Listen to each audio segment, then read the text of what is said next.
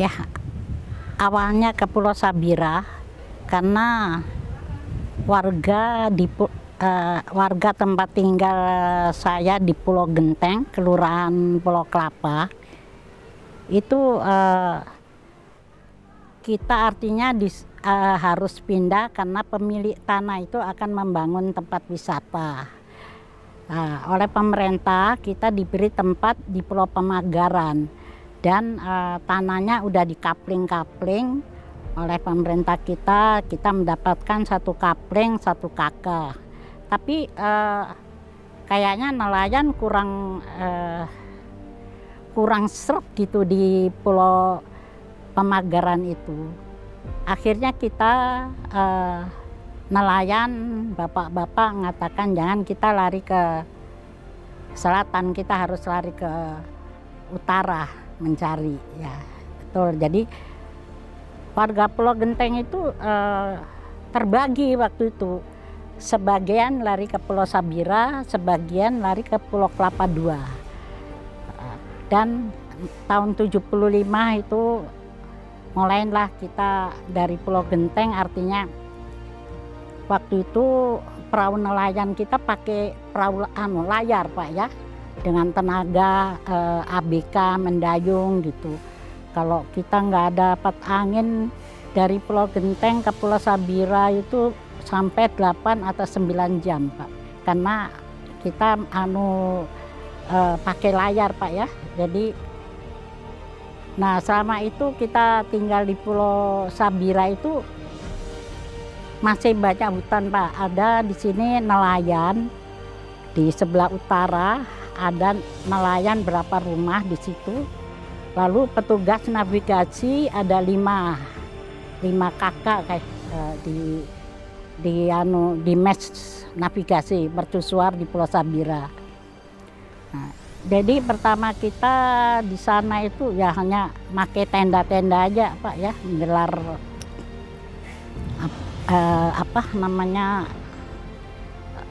plastik seadanya, pakai tenda, tinggal di sini, menempati di sini mencari ikan. Memang kita sengsara dalam anunya Pak, tapi kita dalam pencarian kita di Pulau Sabira itu alhamdulillah sangat makmur sekali.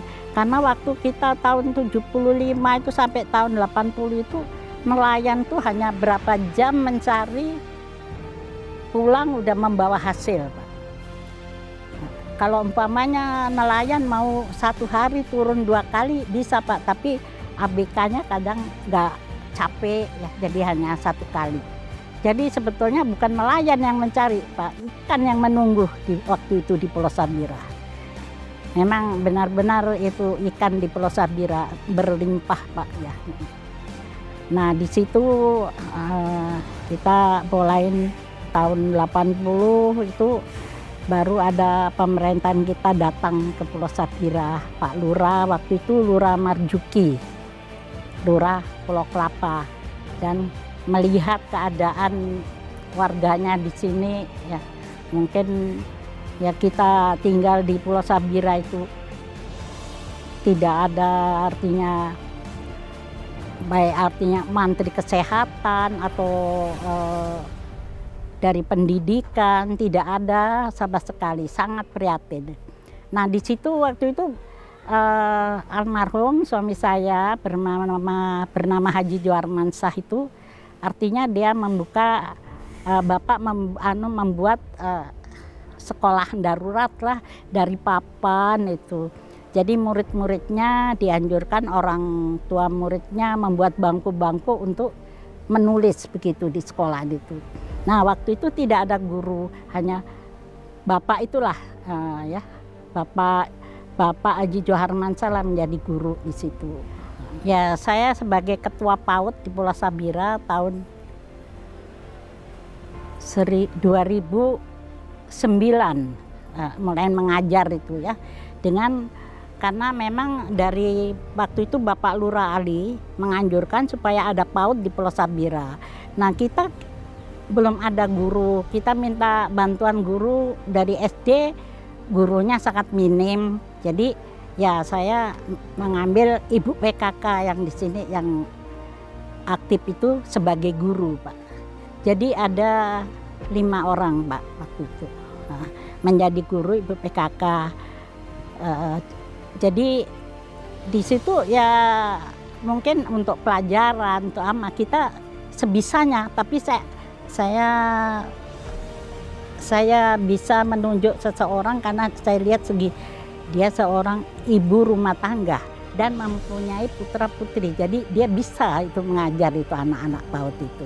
Ya waktu itu ya artinya ya sekedar anunya ya menyanyi, ada menggambar waktu itu ya. Mungkin keadaan waktu itu ya hanya begitulah. Artinya anak-anak PAUD bersekolah itu gembira karena ada ibu guru yang mengajar, ya. Lalu dengan apa ibu guru tidak pernah artinya sekolah guru.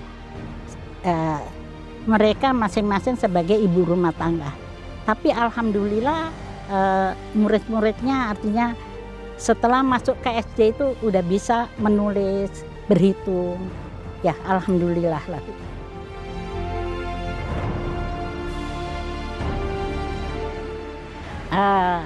Alhamdulillah Pak, warga sangat senang dengan adanya PAUD di Pulau Sabira ini, karena saya ada dana masuk Pak, umpamanya sumbangan seperti dari Pabelokan kemarin itu ada uang masuk, saya belikan baju seragam Pak, dengan cara siapa yang mau masuk kita gratis artinya baju seragam.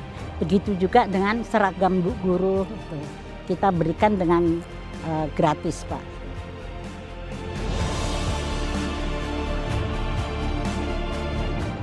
Dari tahun 2009 sampai sekarang Pak, ini waktu itu guru dari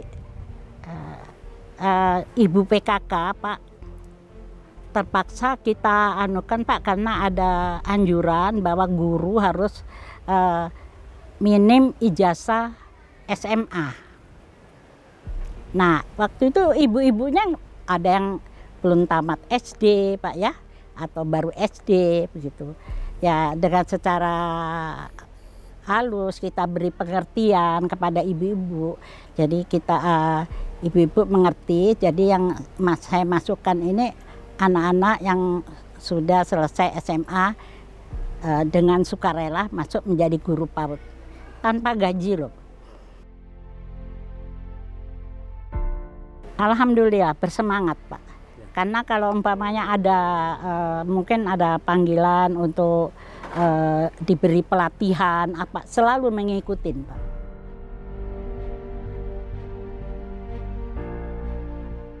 Karena kita untuk mau mengembangkan anak-anak di sini kan belum ada PAUD, jadinya masih yang kecil-kecil dari umur 1 sampai 5 tuh nggak belajar gitu Pak. Jadinya kita Bu Haja ingin meningkatkan gitu, membangun PAUD supaya anak-anak di usia dini udah bisa belajar sambil bermain.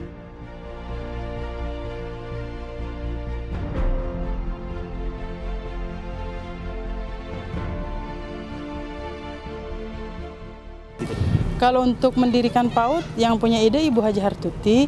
Nah untuk PAUD-nya mengajar kita numpang di perhubungan kita. Dia yang memotivasi kita untuk ayo kita mengajar di PAUD sukarelawan.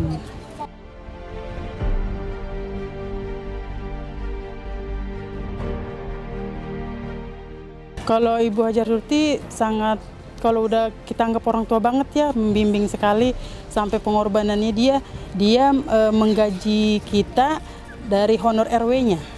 Itu dibayar kita sebulan 200.000 dari honor RW-nya. Untuk sekarang ini kita tanpa gaji. Saya dari tahun 2000 mungkin 2012 ya Pak ya, itu waktu itu ya saya kayaknya.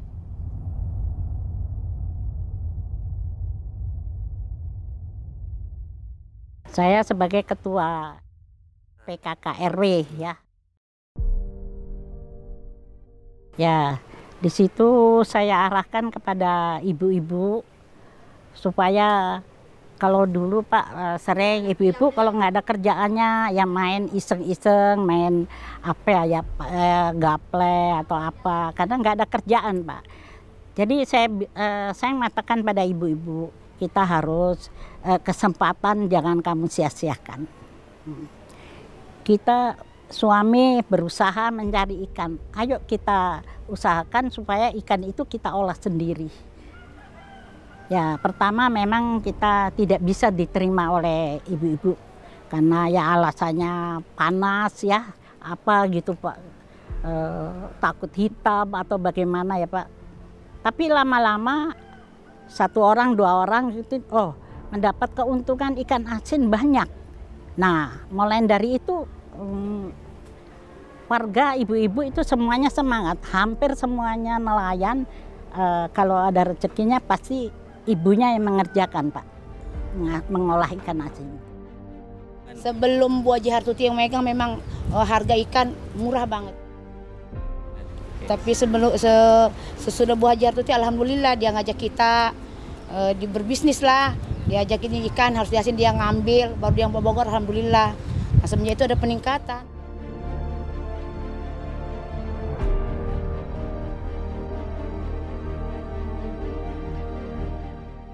Ya senang lah kita merasa bersyukur sebagai orang tua kita bisa meningkatkan pendapatan kita sebagai nelayan gitu Pak. Alhamdulillah, kalau saya Bu Haji Hartuti kayak bukan orang lain, saudara sendiri. Karena itu sudah kita anggap orang tua kita, sesepuh kita di sini. Sesepuh ya. Iya, orang tua kita, pengganti orang tua kita. Sebelum tahun 2000 memang kita hanya percaya dengan dukun. Karena apa? Kita nggak bisa menyalahkan warga Pak ya. Karena memang kita dari kesehatan dari kelurahan apa belum ada sampai di Pulau Sabira. Nah di situ Bapak sebagai ketua RW di Pulau Sabira itu dia berusaha ada anak yang sekolah selesai SMP dimasukkan ke sekolah perawat. Dengan itu juga artinya tidak ada artinya membayar begitu Pak ya. Itu pengorbanan Bapak itu keluar masuk ke kelurahan sampai ke kecamatan sampai itu untuk membawa anak 2 orang Pak yang dibawa anak ini Pak supaya diterima sekolah perawat. Kalau zaman dulu Pak kalau sekolah perawat itu mesti anaknya orang kaya katanya. Nah, tapi Bapak bagaimana supaya bisa masuk? Akhirnya diterima Pak 2 orang, tapi yang satu gagal Pak karena tinggi badannya Pak sangat pendek. Jadi yang satu, nah itulah Pak yang masuk sekolah perawat sampai sekarang menjadi perawat di Pulau Sabira yaitu Haji Rita. Memang sih pada waktu itu sebelum ada namanya pelayanan kesehatan di Pulau Sabira ini, karena beliau itu sebagai pemimpin tentunya di Pulau Sabira ini, beliau juga berperan dalam memberikan sedikit banyaknya pelayanan terhadap masyarakat ya. Seperti pada waktu itu kan sebagian masyarakat belum ada yang ber-KB ya, karena saya itu kan termasuk pernah lah mengalami atau melihat perjalanan beliau walaupun kita ini masih kecil, tapi pernah melihat karena saya pernah sempat di rumah beliau gitu ya. Jadi zaman dulu itu kan memang pemerintah yang dari Pertamina itu atau dari puskesmas terdekat yang ada di Pulau Kelapa itu dulu kan bersatu Pulau Kelapa ya, sempat memberikan obat-obatan, tapi obatannya itu berupa kayak pil KB gitu. Nah ini kan karena Bu Haji Hartuti itu bukan dari kesehatan, tetapi kalau untuk pemberian pil KB itu kan aman lah ya, siapapun yang memberikannya tentunya aman sesuai dengan petunjuk. Nah beliau itu memberikan saran kepada masyarakatnya supaya ber-KB pada waktu itu. Nah, untuk melayani masyarakat yang ingin ber-KB, masyarakat itu datanglah kepada Bu RW dulu kan, RW ya, Bu RW untuk memberikan pil KB terhadap masyarakat yang ingin ber-KB.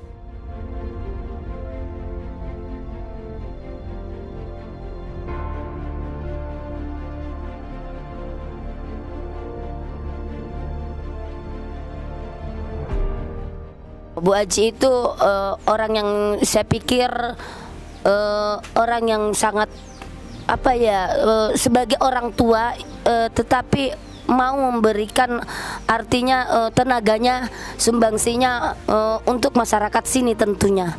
Orangnya Bu Aji itu sosialnya tinggi, terus keibuannya adalah ibaratnya untuk masyarakat sini gitu. Jadi jauh sebelum pemerintah menyentuh wilayah ini, beliau sudah sudah mempunyai pemikiran lah ke depannya mau dijadikan apa pulau ini nanti ke depannya gitu. Untuk perkembangan Pulau Sabira ini tentunya tidak lepas dari peran seorang ibu yang namanya Bu Haji Hartuti beserta ya suaminya pada waktu itu.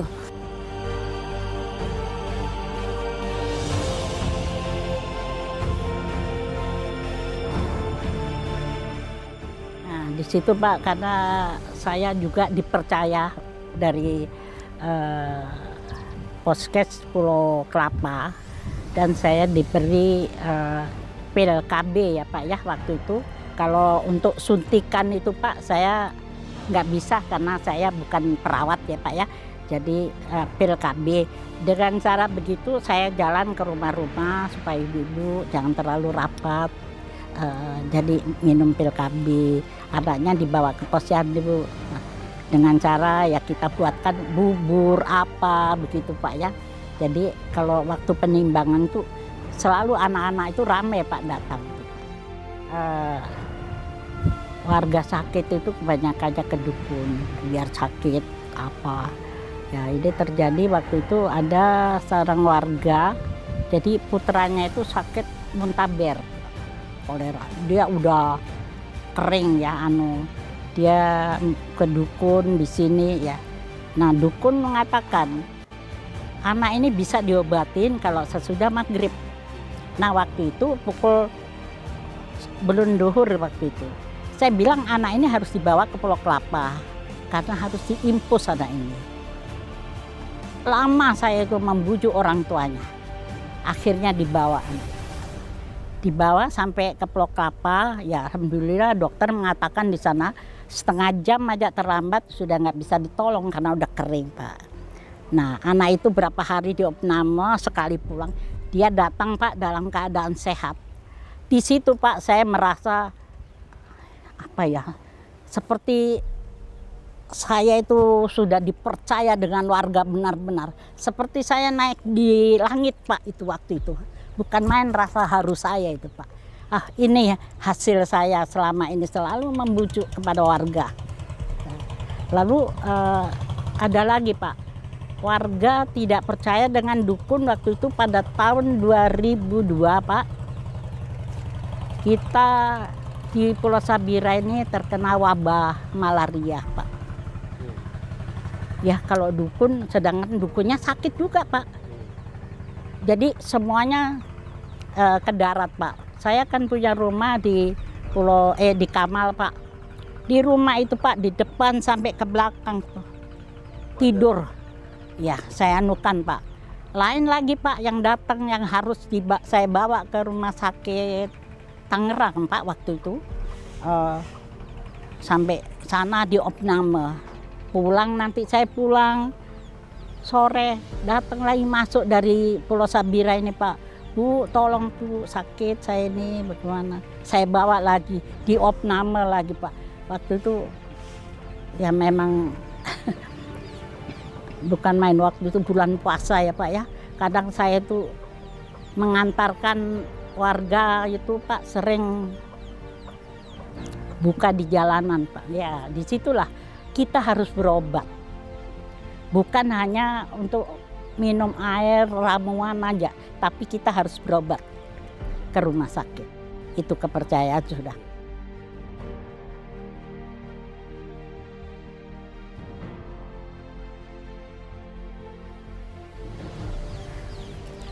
Ya, kita sebenarnya peran dari pemerintah kita itu harus kita sendiri yang artinya membuktikan kepada pemerintah bahwa kita ini di sini umpamanya bekerja memang untuk warga, bukan untuk pribadi. Baik guru honor, guru PAUD tanpa gaji pun dia mau mengajar. Tidak ada, kadang kalau umpamanya saya dapat waktu saya menjabat jadi RW, almarhum meninggal, Pak RW meninggal tahun 2012, sudah itu warga menunjuk saya sebagai ketua RW. Jadi kalau saya dapat honor RW, nanti kita bagi juga kepada guru-guru PAUD. Di situ kadang saya meneteskan air mata. Tapi alhamdulillah sekarang guru-guru ada UT ya, terbuka kalau untuk bisa melanjutkan menjadi S1 nanti. Ya alhamdulillah ya guru-guru semuanya mau mengikutin Pak ya. Dengan begitu kan dia sudah artinya ada ilmu yang di bawah gitu Pak nanti. Dan saya mengenai kepada pemerintah kami dari lurah, camat sampai bupati, saya sangat mengucapkan terima kasih dengan adanya bangunan-bangunan yang memang diperlukan ke warga Pulau Sabira. Sekarang sudah terlihat jelas lah. Kadang ada yang mengatakan, Bapak Ibu mau minta apa lagi? Saya bilang saya belum bisa mengatakan karena anak-anak di sini nggak ada yang artinya menganggur Pak, yang menjadi petugas kebersihan dari LH apa, mengambil anak-anak Pulau Sabira semua Pak. Nah di situ saya hanya menyarankan kepada orang tua untuk mendidik anaknya ke jenjang sampai sarjana itu. Dan saya mengucapkan juga terima kasih kepada Bapak Gubernur, Ibu Gubernur, Bapak Bupati, Bapak Camat, Bapak Lurah, bahwa kami di Pulau Sabira ini sangat diperhatikan. Sangat diperhatikan. Saya tidak bisa mengatakan apa-apa. Saya hanya mengatakan terima kasih Pak.